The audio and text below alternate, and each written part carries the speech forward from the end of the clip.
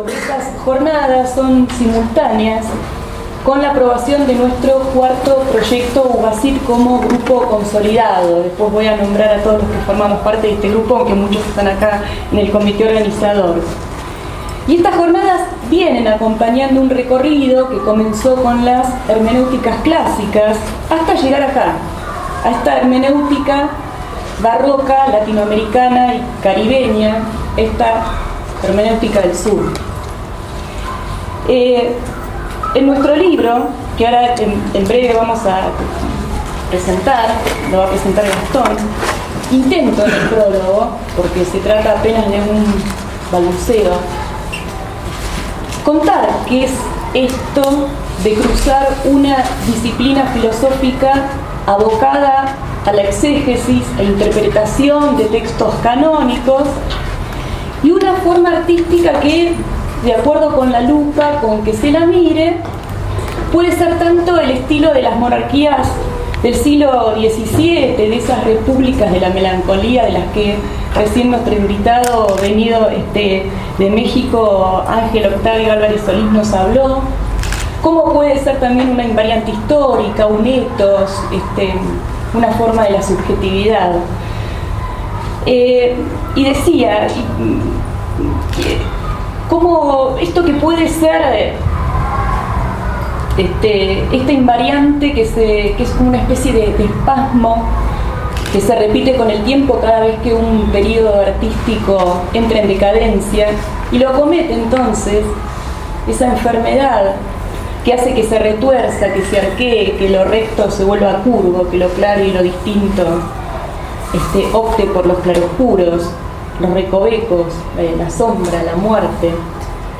Es como si en realidad hermenéutica y barroco se perturbaran mutuamente, como si su pertenencia a disciplinas diferentes dificultara su mutua convivencia. Entonces,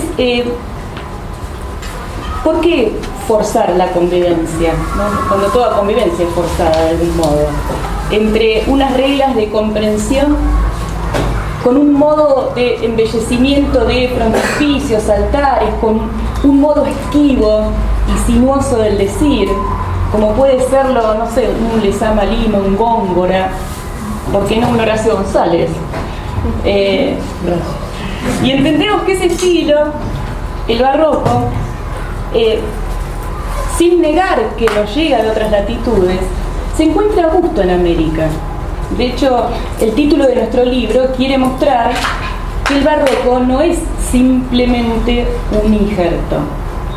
La expresión está tomada de un griego de Colón, que yo lo gloso y que ustedes lo van a leer entero ahí, y donde Colón dice, y vi muchos árboles muy disformes de los nuestros, muchos tenían ramos de muchas maneras, y todos en un pie y todos tan diversos, pero estos no son injertados, ni cura de ellos esta gente.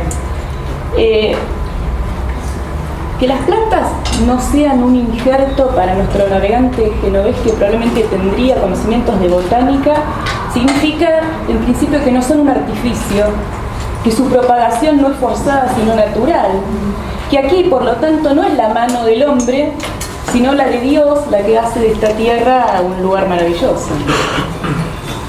Y es que ciertamente por la escritura de Colón advertimos que esta tierra fue vista como un prodigio, como algo maravilloso, algo en lo que se mezclan lo visto y lo no visto, lo opuesto por la imaginación, por jirones de literatura, de leyendas, y es justamente el vértigo de esas narrativas lo que convierte a América en lo que es.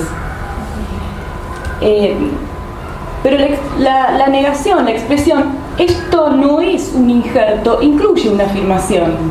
Esto es también un injerto. Es y no es. Hay una contradicción incómoda ahí que impide que en América nada pueda estar del todo reconciliado consigo mismo.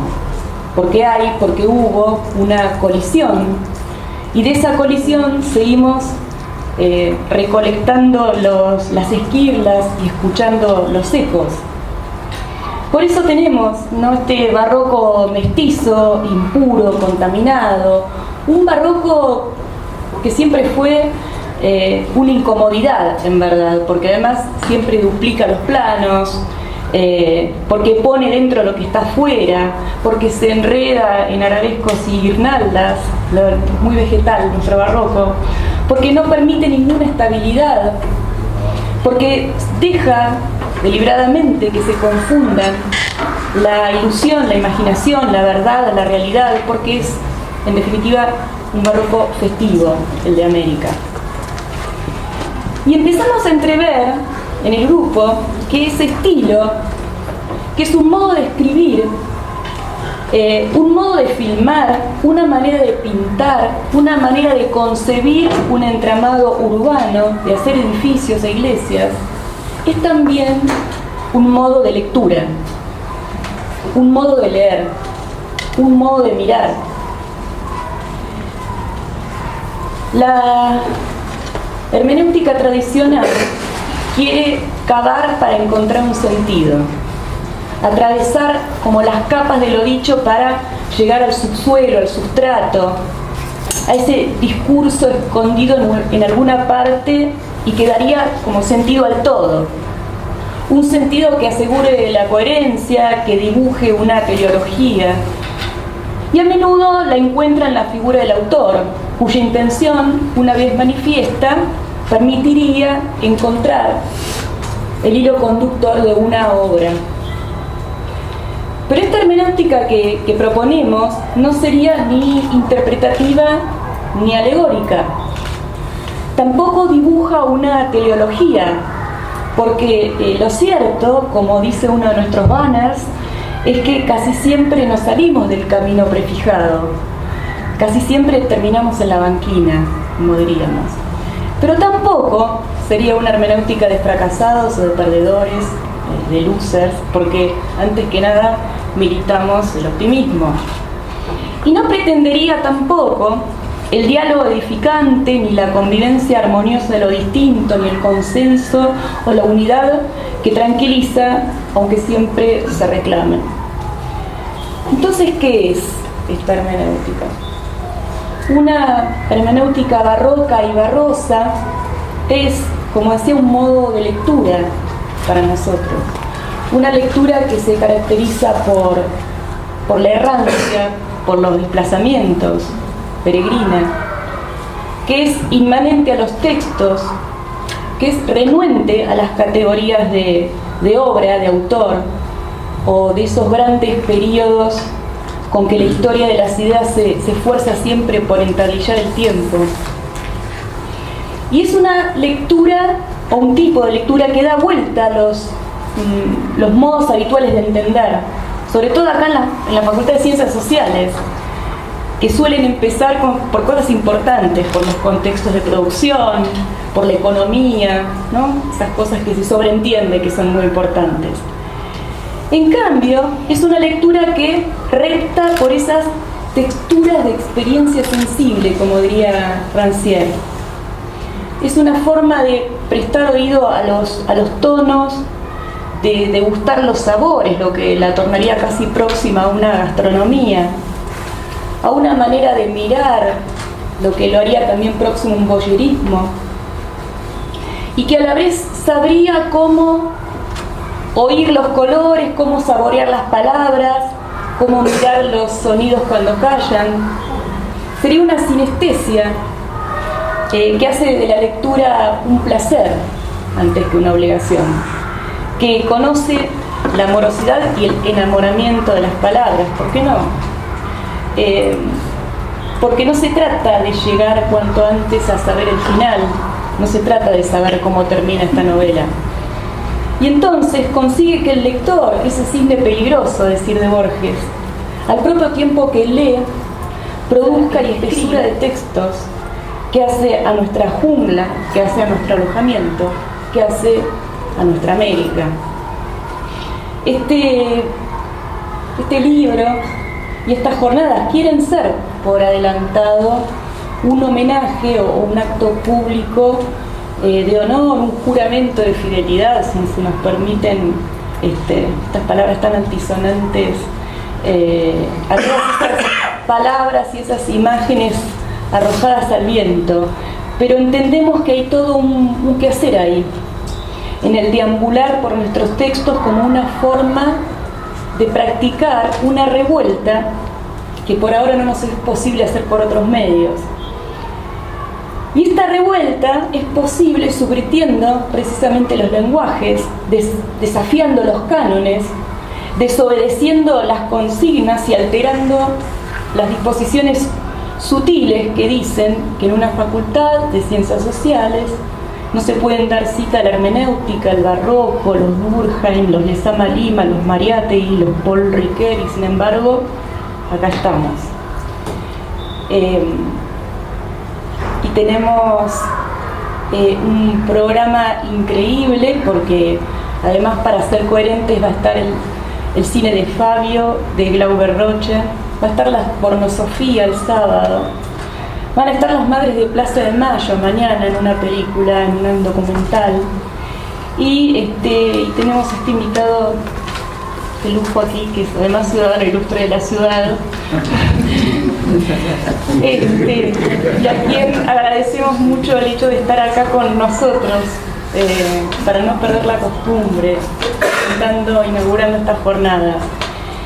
Y no quería dejar de agradecer a todos los amigos y amigas de Brasil, de Colombia, de México, de Chile, de Estados Unidos, que nos presentan y que son nuestros fans. Algunos de ellos ya son varias veces las que han venido, y por supuesto que no quiero dejar de nombrar al equipo, super equipo que me acompaña, Alejandra, que se pone las jornadas al hombro, a Miguel, que siempre tiene buenas ideas, a Gastón, que es el que se comunica con todos, a Mariana, a Sabrina, que va a estar todos los días en la inscripción, a Rodrigo, que se incorporó hace muy poco, pero que está súper lleno de entusiasmo, a Nicolás, a Lucas, por supuesto, a Maritza, que viene de México, a María Eugenia, que no está, y claro que sí, a todos los colegas, a los amigos y a todos los familiares que nos acompañan. Gracias.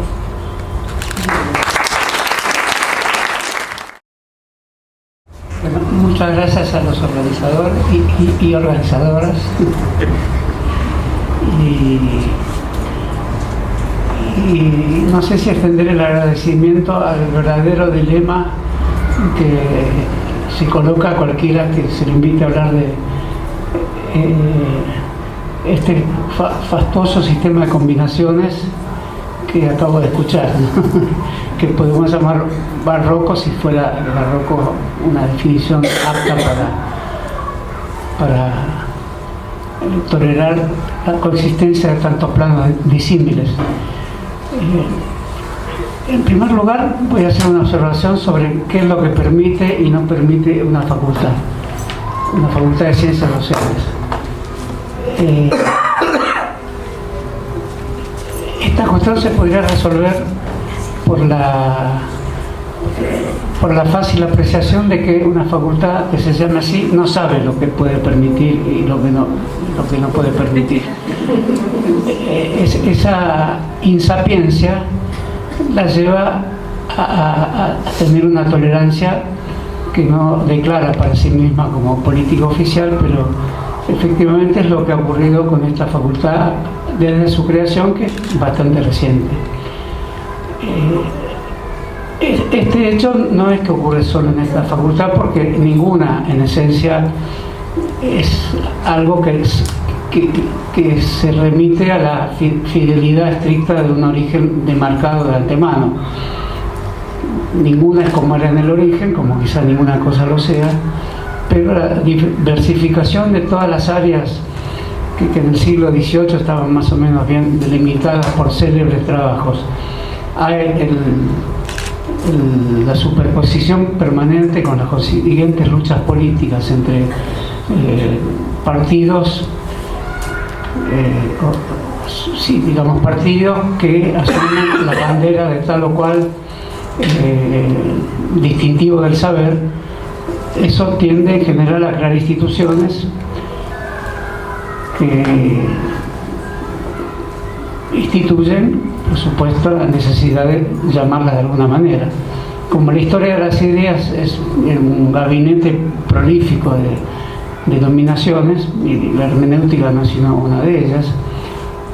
Evidentemente también es posible esto que supone el nombre que desafía a los demás, el nombre de los sin nombre, digamos, el nombre que tiene la capacidad de crear un escozor a los supuestamente intolerantes con aquello que sea el régimen que le da sus límites.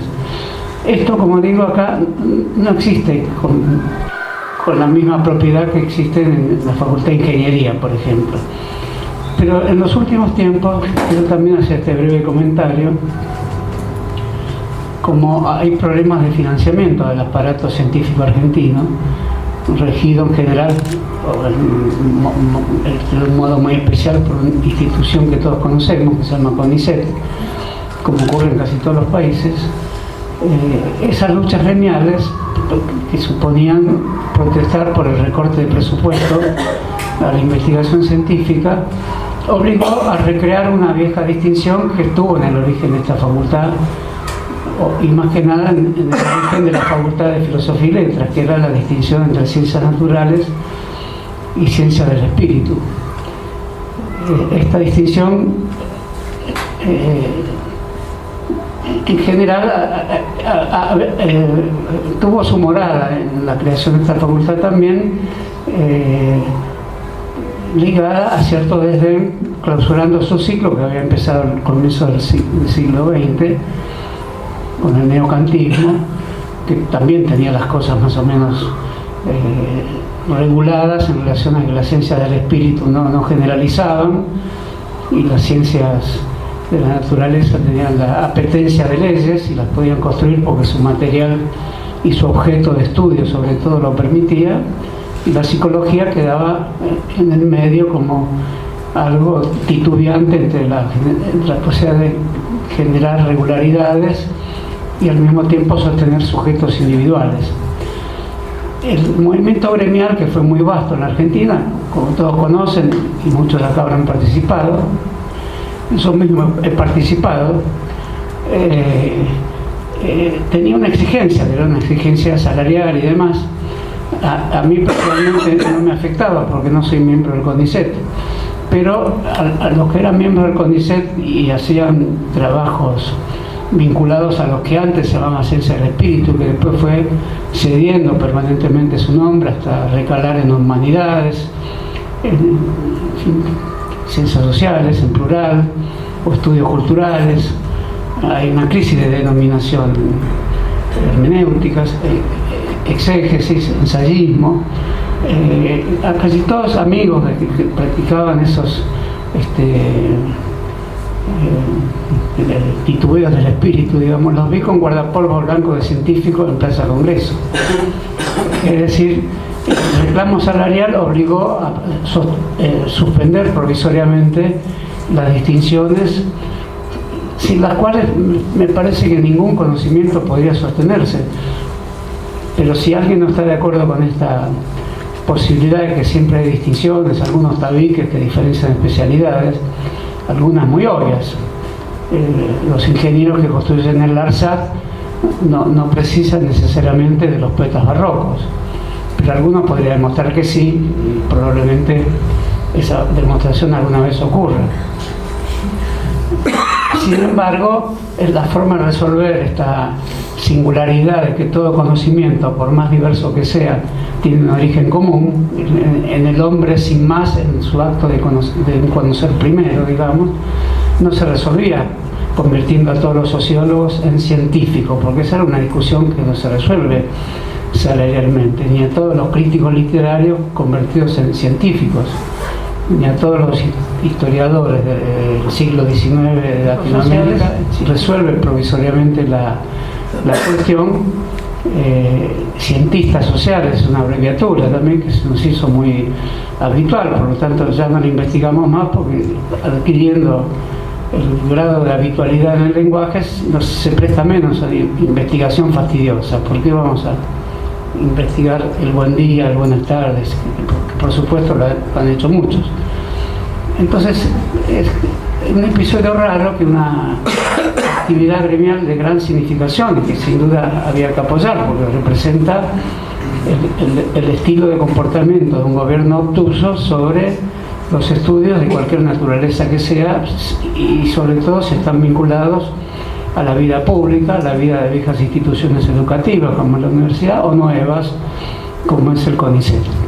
Entonces, en ese sentido, los problemas de marcación están siempre presentes, y si estuvieran resueltos, quizás no existiría más la universidad y no existiría más el modelo de lucha política interna que tiene la universidad, desde lo corporativo de las carreras hasta los intentos interdisciplinarios, que son en general vagos y difusos, porque no hacen más que intentar atar tardíamente lo que mal separaron en el tiempo que creían oportuno.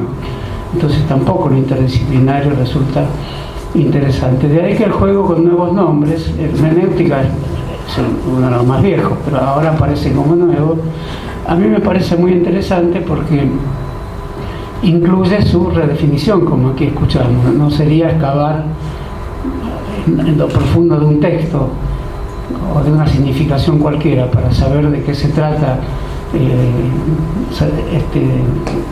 manipulando adecuadamente la clave de la caja fuerte, que había una que se llamaba Hermes, me acuerdo, que evidentemente habían hecho una interpretación correcta de lo que era la hermenéutica, los fabricantes de esa caja fuerte, sino expandiéndolo infinitamente a las demás áreas.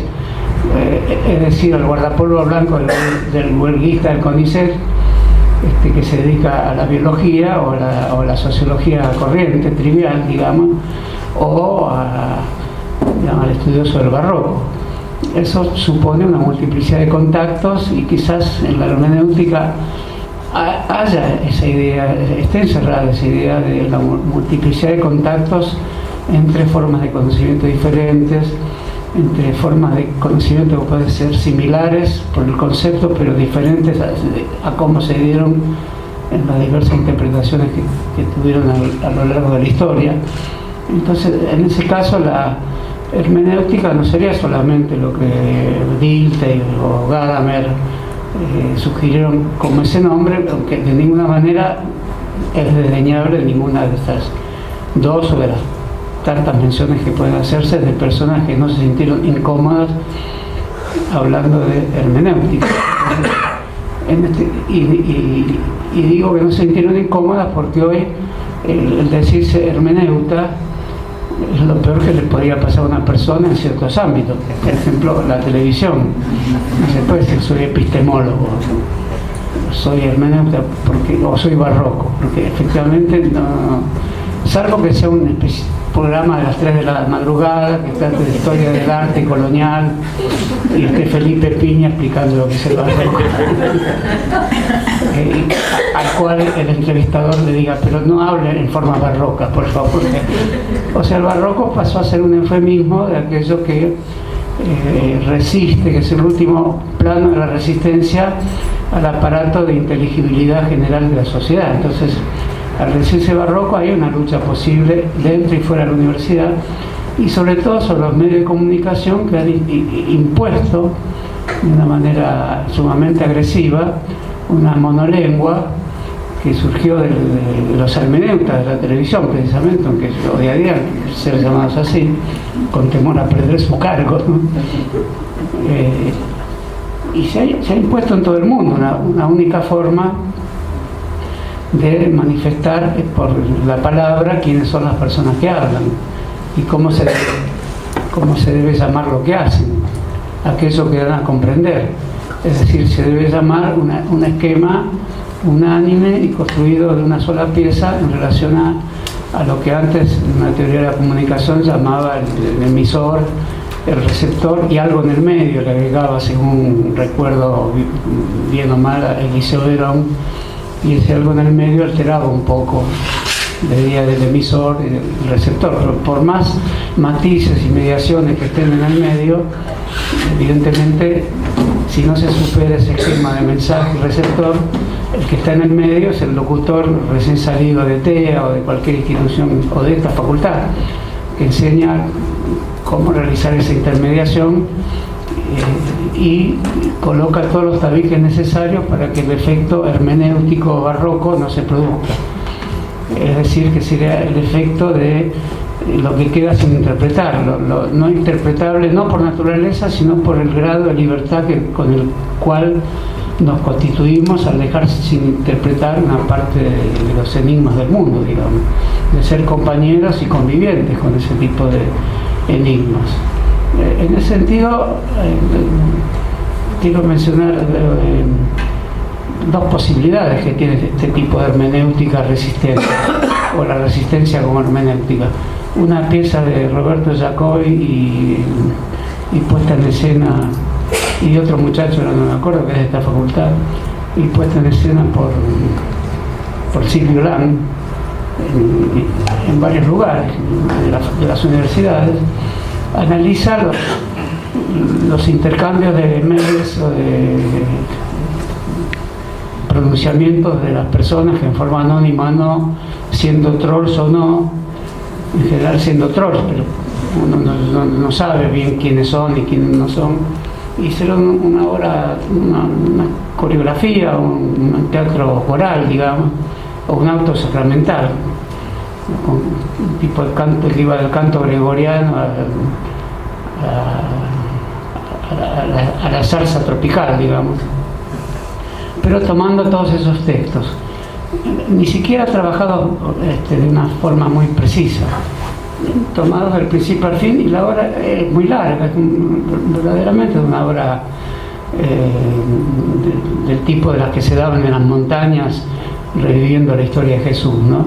Es un análisis así brutal, no un análisis, se nos ofrece brutalmente cómo se habla de verdad, o sea, cómo hay una estructura de injuria permanente y quiénes somos de verdad los habitantes de un país donde se habla así, que es aparentemente una lengua desdeñada.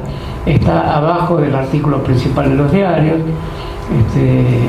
o está en lugares que se llaman Facebook, donde la palabra dura poco. O sea, aparentemente no incidiría en forma vital sobre la existencia de las personas, no sería un modo ontológico de la palabra, sería una emanación efímera. Sin embargo, no parece ser así, parece que cada vez más se adueña del campo. El presidente habla así, el presidente de este país habla así, no en forma tan directa, pero mañana va a hablar así, ya se encamina a pasos agigantados a hablar de esa manera. Entonces, si hay esa destrucción de la lengua, evidentemente la destrucción de la lengua afecta a todos los campos conceptuales, afecta a la universidad de una manera bastante evidente, porque comienza a aparecer un sistema de preferencia respecto a cómo hablar, y su eficacia la muestran personajes llamados coaching, coach, o con expresiones parecidas, que muestran de qué modo, que antes no se conocía y que ahora reveló el misterio de que es el modo con el que hay que parecerse a la regencia general del habla del mundo, del planeta, digo, no digo de este país, sino hay una multinacionalidad que se atraviesa unánimemente por una forma del discurso. Entonces, en ese sentido, me parece que hay que establecer una resistencia, y esa resistencia la veo también, no solo la veo en esta pieza de Pablo Jacobi, sino y Silvio Lang, sino, pongo ejemplo apenas, el programa de Capusotto, que es un profundo analista de la lengua también. Es un profundo analista de cómo dislocar aquellos que aparecen, no solo que aparecen como figuras características por una identidad, digamos, el padre progresista, el fascista, etcétera, pero están todos sostenidos en una lengua que es la lengua que el actor toma de ellos para decir que él no es como ellos, pero ya no está tan, quiero decir, ya no está totalmente claro la diferencia que siempre es sutil entre el actor y lo que representa. Entonces se produce una conmoción en el espectador también, porque tampoco es tan clara la barrera de lo que quiere decir ese tipo de humor. Es decir, nos quiere alertar quizá de que digamos, todos somos la expresión de aquello de lo que hablamos, el modo en que lo que hablamos, y de ahí se obtiene un tipo de figura que supone ser nuestra identidad, incluso nuestra vestimenta, nuestro look, por decirlo también con una palabra tomada de ese acervo, y por lo tanto de ahí se construye un tejido muy ambicioso de conversaciones, de estilos políticos, y de ahí puede salir un gobierno de una nación, y sale la idea misma de nación. Entonces me parece que un saber resistente en la universidad, y tomo la hermenéutica como uno de esos saberes, que es, digamos, en su momento es el saber del cristianismo, en otro momento lo podemos ver como una resistencia respecto a la creencia que los textos originarios del cristianismo dicen una sola cosa. Así que esa duplicidad que tiene la hermenéutica con la historia del cristianismo también es muy interesante. Y ligarla a Latinoamérica se nos presenta más fácil ya por los ilustres antecedentes que hay, no solo en el samarismo, sino en todo lo que él registra, y con la dificultad que presenta Borges cuando dice yo hago lo contrario de los barrocos, y desprecia el barroquismo diciendo que existe, sí, pero como forma de decadencia, porque es un arte que existía bien con cimientos muy elaborados, y cuando empieza a arruinarse, empieza a cansarse, a sentir que tiene que hacer un último acto de salvación porque si no desaparece, si no recuerdo mal, dice despilfarra todos sus elementos, y ahí confunde su disolución como arte con el barroquismo. Por lo tanto, el barroquismo sería lo peor que podría pasar a una persona. Parecería interesante porque está llena de fuegos artificiales, pero no, es que se está extinguiendo porque no encontró otra manera de ese tipo tan desesperado de mostrar que quería seguir existiendo y no podía. Bueno, esa es una maldad de las tantas maldades interesantes que tiene Borges, ¿no? Me parece que expresiones como epistemología, hermenéutica y otras tantas, epistemología también es expresión que cuanto menos uno la diga, mejor. En el trato cotidiano, digo, en los lugares donde las palabras además se castigan, las marchan al patíbulo, también uno tiene que cuidarse. En la universidad, donde hay un proceso antiintelectual también importante, en muchos lugares, no distingo universidades, aquí está en todas, también hay que cuidarse un poco, porque la universidad no estudia la universidad como se cree mucho en ciencia de la comunicación, es más bien al revés. Es la televisión que ha estudiado muy bien las universidades, y cuando saca a alguien de ahí para trabajar en un canal de televisión no se explica bien porque no dice Marx, Lukács, Gramsci, como se dice libremente en esta facultad, más bien se dicen otras palabras muy ausentes y lejanas a estas. Entonces eso me parecen problemas graves que se pueden hablar en muy pocas oportunidades, porque es hablar en serio de política, hablar así. Pero hay muchas personas, la mayoría que estamos acá también, cuando decimos que hablamos de política nos privamos de decir esto porque hay elecciones, porque hay partidos y demás. Entonces hablar de política es hablar de corrientes de ideas, y sin embargo en este caso hablar de hermenéutica, que es estudiar, según Gadamer, es estudiar algo así como el prejuicio, como el daño que el iluminismo o la ilustración le hizo a la idea de prejuicio. Es un tema muy interesante, tan interesante como para pensar qué pasa hoy con ciertas configuraciones. Por ejemplo, se robaron todo. Bueno, es impenetrable, es una puerta de la caja de hierro Hermes, ¿no? Se robaron todo. ¿Cómo decir que ese enunciado no es oportuno para definir lo que es un gobierno, lo que es los accidentes o sustantividades que tiene un gobierno, incluso lo que se llama corrupción de un gobierno? No sería el enunciado más adecuado. O sea, la hermenéutica ahí puede traer la noción de prejuicio en un sentido interesante. Gadamer creo que dice que hay un sentido interesante que la Ilustración quiso liquidar como quien liquida lo previo al conocimiento. Lo que la fenomenología es el orden bruto, el mundo antepredicativo. Bueno, en eso concordaríamos. Ahora hay un tipo de prejuicio que Gadamer creo que también considera que es el prejuicio provocado por el desconocimiento, no por la tradición efectiva, sino por un tipo de daño que ocurre en el lenguaje. Ese como lo tratamos, que hermenéutica podría penetrar en ese gran ataúd de hierro, donde enunciados que de dónde salen, no es fácil decirlo, se salen de la Fábrica General de Enunciados, que está en el Citibank, pero no es comprobable. Entonces eso me parece que es un motivo principal para hacer política en la Argentina, es indagar el enunciado, el enunciador, los efectos y el modo que se presenta esa frase como una suerte de prejuicio o un prejuicio que tiene del prejuicio todo lo que en general los hermeneutas no consideran un daño a la lengua, que es justamente favorecerla con su antigüedad, con sus arcaísmos. Acá no parece ser eso, entonces evidentemente hay una responsabilidad pública para analizar esas frases, para analizarlas sin temor. Por eso me parece que lo que escuché acá en la definición de hermenéutica barroca son dos cosas que se tocan en la historia de Latinoamérica. La otra expresión es Latinoamérica. ¿Cómo usar esta serie? Hermenéutica. Por ejemplo, hay personas que la usan a mi juicio no muy adecuadamente, pero no sé si exagero al decir esto. Por ejemplo, Boaventura de Sousa Santos, la epistemología del sur. Duce, me parece que hay como una arrogancia fuera de lugar. Perdón si ofendo a alguien por dar esta opinión.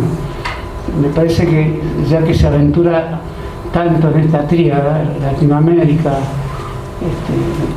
hermenéutica y barroco, me parece que hay una oportunidad de resistir en la universidad, de hacerlo con ironía, de no chocar tontamente con las grandes corrientes del lenguaje que viven en el movimiento estudiantil, que en general se basan en consignas, en frases rápidas y en prejuicios casi parecidos a se robaron todo, dicho de un lado, del otro. Entonces me parece que iniciar en la universidad, y festejo que esta congregación dure ya tanto tiempo, 3 años, en la eternidad, para lo que se propone, me parece que es tiene herencias, ¿cierto? Son las anteriores resistencias que, bueno, incluso remontan a la reforma universitaria. No hay que tener en cuenta esto, ¿no? Remonta al manifiesto del 18, es decir, hay una resistencia en la universidad a no dejarse hablar por otros, a no dejarse hablar por el aparato, los que ahora se han unido, es formidable lo que han hecho, las máximas empresas comunicacionales. Es un episodio que mucho menor a la existencia de lo que llamamos Nación Argentina. ¿Por qué vamos a hablar de una entelequia que no existe? Tenemos que hablar de Telecom, Telefónica, Fintech, papel prensa, no sé, esas son las naciones de verdad. Entonces ahí se fabrica el lenguaje porque son las naciones de verdad. No es Belgrano. Hubo 2 actos el día de los 2 actos se dijo Belgrano es industrialista en una. Más o menos, ahí más o menos. Tengamos cierta tolerancia. En el otro se dijo era un importante emprendedorista. Bueno, eso es tremendo, es aniquilar toda la historia argentina, no dejar nada. Creo que hermenéutica latinoamericanista y barroca significa también cierto enlace con los enrolamientos que tiene la memoria para dejar a los personajes del pasado en un lugar apropiado en donde estaban, si los definimos, porque esa es la precondición para traerlos al presente, no al revés, dejar que el presente hable tan tontamente de ellos. Entonces por eso que me parece que estas alegres definiciones que se dieron acá tienen tanto de melancolía como de instrumento de intervención en acontecimientos muy que creo que son los que mencioné, apoyando a Universitaria, que en sí misma es que se mantenga como se mantiene, tenemos que festejarlo y seguir defendiéndolo, pero no por eso declinar en ella los instrumentos de la crítica, los ámbitos de la crítica o la propensión que tengamos a participar en estas jornadas que son eminentemente críticas, en el sentido de que ellas no son exteriores a nosotros mismos, somos nosotros, los Juancitos o los Federiquitos o los Horacitos o los Eduarditos de la crítica. Es decir, nos llamamos así nosotros mismos, no sé si por suerte o por desgracia, pero creo que eso somos nosotros mismos. Bueno, disculpen estas palabras.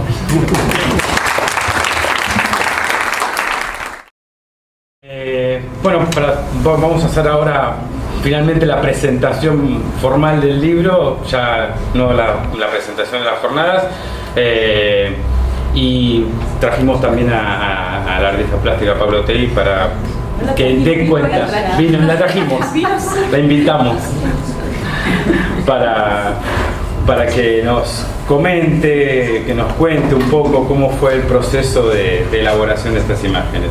Y antes que eso voy a hacer algunos comentarios acerca del texto, el texto que acabamos de publicar como grupo de investigación. Y creo que, si bien es cierto que desde una teoría del lector somos los lectores los que hacemos hablar un libro, no es menos cierto también que desde una teoría del texto los libros hablan por sí solos. Con lo cual, en esta presentación del volumen colectivo que hemos publicado como parte del proyecto de investigación OACIT, y trabajo que hemos titulado Esto no es un injerto, ensayo sobre hermenéutica y barroco en América Latina, no voy a hacer una lectura, ni un análisis, ni un estudio crítico de cada uno de los textos que lo componen, porque para ello ya están todos los potenciales lectores, sino que lo que más me interesa acá es rescatar, más que nada, traer a la memoria y dar testimonio del proceso de elaboración de este libro y de las consecuencias que tuvo y que tiene para nuestro proyecto. Creo poder decir con casi total seguridad, y si la memoria no me falla, que el momento de gestación de este libro fue muy anterior a las últimas jornadas de hermenéutica que hicimos en el 2015. El origen fue a inicios de agosto de 2013, cuando, luego concluidas las terceras jornadas internacionales de hermenéutica, vimos la necesidad de recuperar la institución del ensayo filosófico y convocamos a un concurso de ensayo latinoamericano. En consecuencia, me parece más apropiado para esta presentación hablar del género y no tanto de su contenido.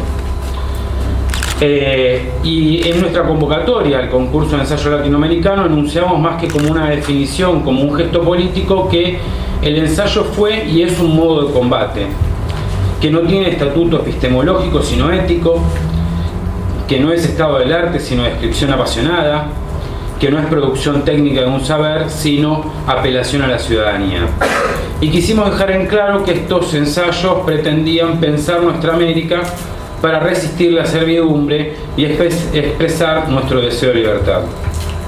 Entonces, ¿por qué el ensayo como género? ¿Y por qué el ensayo latinoamericano? Porque lo que originó el ensayo latinoamericano precisamente fue la resistencia al colonialismo. A diferencia del ensayo clásico europeo, en el que prima un yo individualista, en el ensayo latinoamericano la definición de nuestra identidad latinoamericana debía develarse por la primacía de un nosotros o de un yo nacional. No era solo un hombre, sino un pueblo, no era un individuo, sino una nación lo que se definía. Y desde el momento de la independencia el ensayo estuvo abocado a configurar la identidad latinoamericana y a encontrar los modelos más adecuados para afrontar los conflictos y las antinomias en que se dividía y polarizaba la sociedad. La misión primordial del ensayo era conceptualizar la diferencia y definir un ser americano. Por ello, el ensayo responde a una preocupación que continúa hasta hoy: configurar y definir la identidad latinoamericana y la de sus respectivas naciones.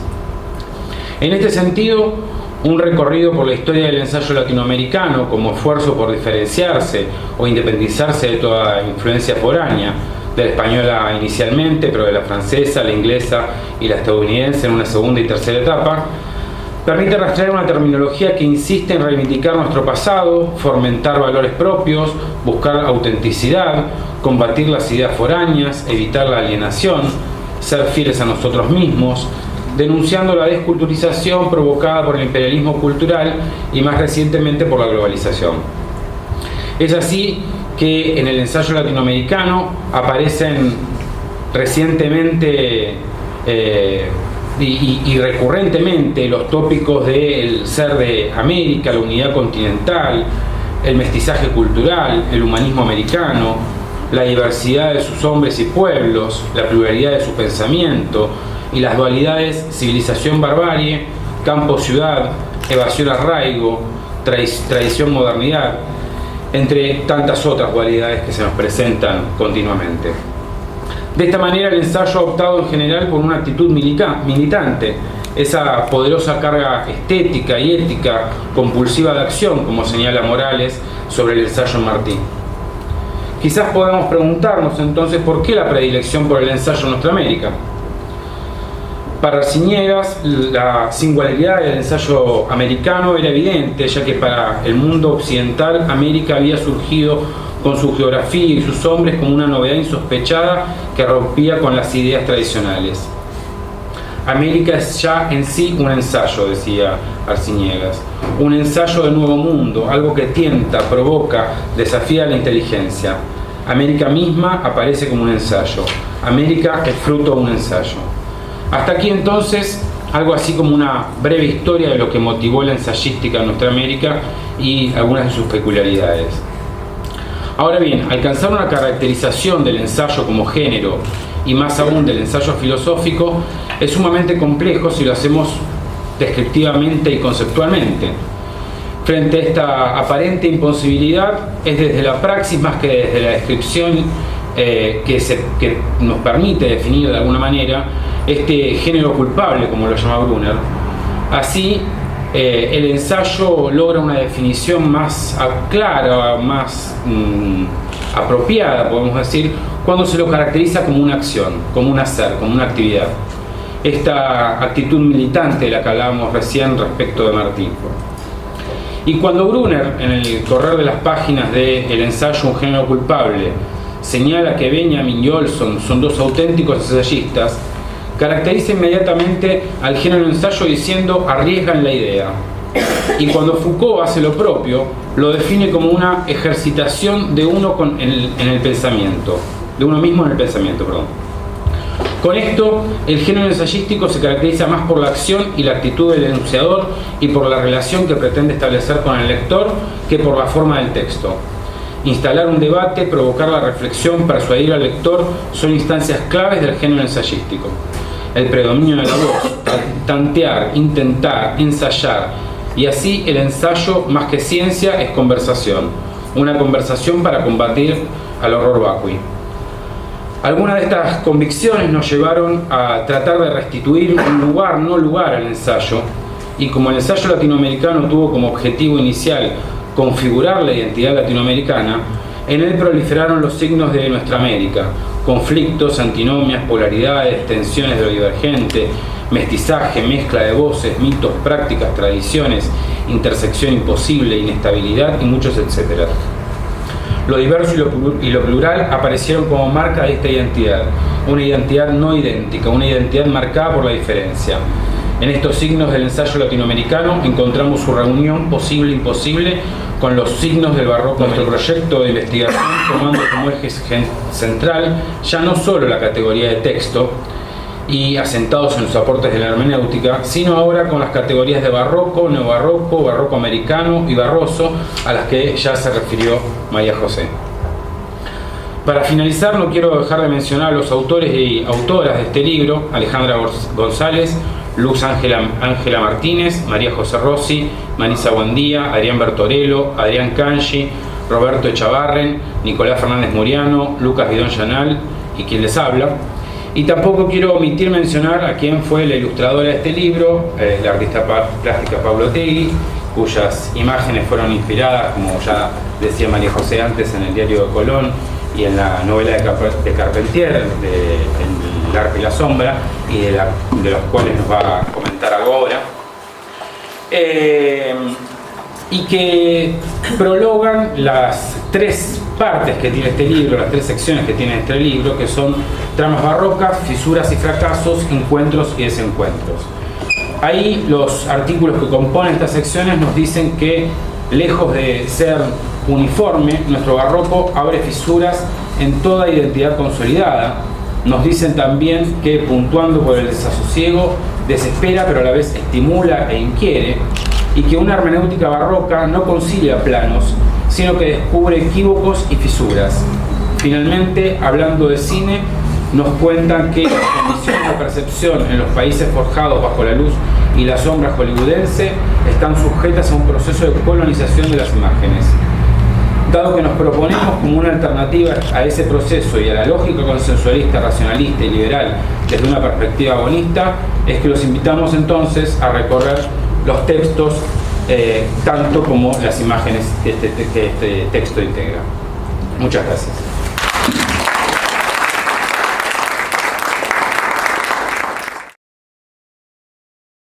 Y el barroco sería en particular un movimiento que me interesa muy particularmente, sobre todo por el uso de la luz, que fue algo que fue como un punto de partida en el momento de hacer las imágenes. ¿Por qué? Porque bueno, yo trabajo como por capas superpuestas e instancias de diferentes tiempos en lo que es la pintura. Y en particular me interesaba marcar eso, ¿no? Esos momentos diferentes, como de esa situación de la luz, de lo iluminado, y el mundo de la oscuridad y de las sombras como algo oculto, algo erótico, algo sensual, y eso traté de escribir en el uso de la línea y de las formas.